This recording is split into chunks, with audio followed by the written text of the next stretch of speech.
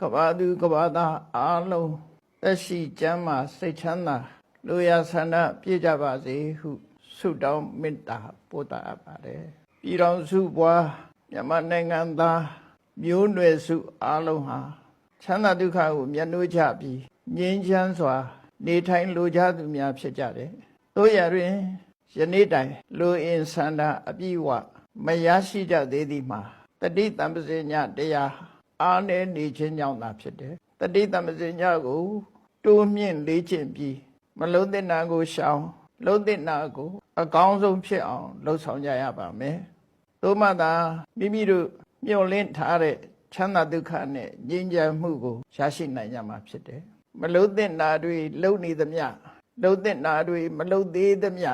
မြည်သူတူတယောက်မှချမ်းသာဒုက္ခကိုမရနိုင်ပါမလုံးသင့်တာတွေလုံနေသမျှဆိုးချိုးနဲ့သာ